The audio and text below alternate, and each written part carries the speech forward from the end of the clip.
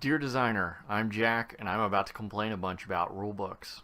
This video is literally just going to be a rundown of things to watch out for, things to do, things not to do, things to avoid, and things that annoy the crap out of players. Some of these things aren't even entirely contained within the rulebook, but keeping them in mind will make your rulebook better and easier to understand. Let's get to it then. Components. Make the game and the rulebook friendly to individuals with color blindness. Full stop.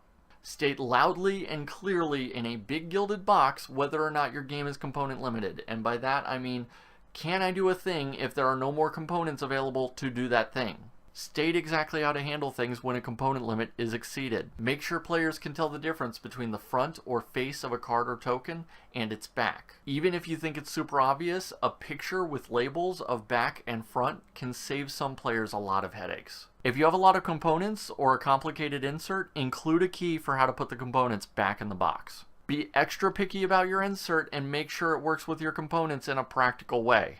Tell your players how much table space they need and whether or not your components are choking hazards.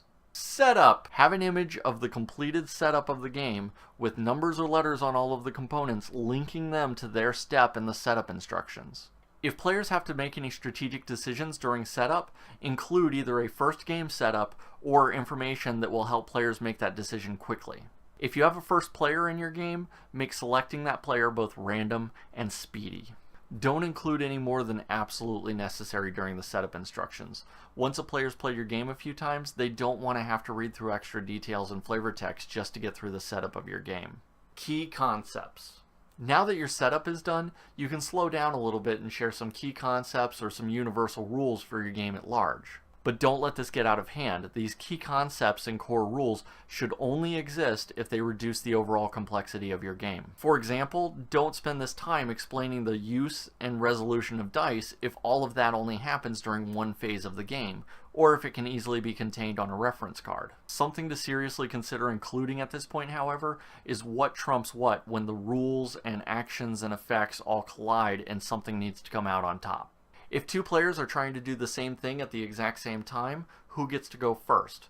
If an effect does one thing and another effect does the exact opposite, in what order do you resolve those? This is a fundamental clarification for most games, and it will usually save you from answering unforeseen questions in the future. Let's get to the gameplay. Use the words may and must very deliberately.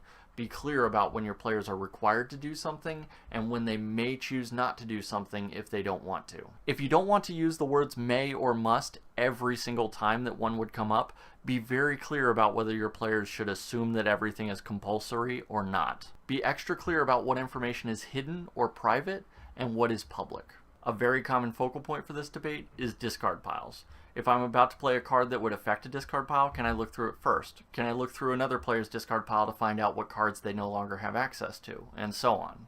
Be precise in which player you're referring to when describing action. Avoid you, your, or simply player. Say things like the acting player, the starting player, the defending player, and so on. Precision here will save you a lot of headaches and will make the instructions much easier to follow when read aloud. Okay, now for the rulebook in general.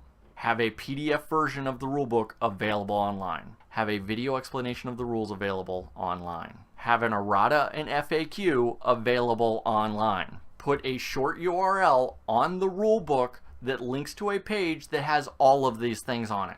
Avoid gender pronouns wherever possible, which is usually everywhere. There are some political reasons for this, but mostly it just looks inelegant and unprofessional. Avoid excessive use of jargon, unique vocabulary, flavor terms, words in other languages, and the like. If you find your players are translating your game, calling your blessings health, your zones spaces, or your pocketing mechanic discarding, you probably have an unnecessary term.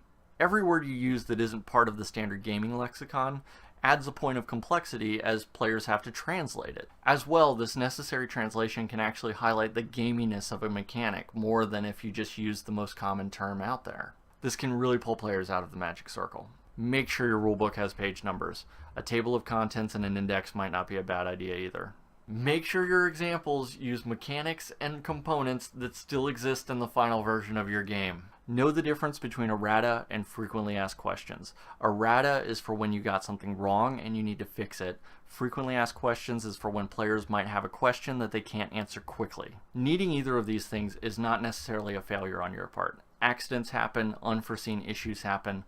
Fix these things and then make sure they are in a place where players can find that these things have been fixed. Finally, don't be afraid to model your rulebook after another rulebook for a similar game. Imitation is flattery, but it's also just a lot easier. That's all for now, and I know that was a lot to throw at you, but if you want to read the full text for this video, it's going to be in this video's description. If I've missed a few things, don't hesitate to mention it in the comments below. For now, here's wishing you all the best, Jack.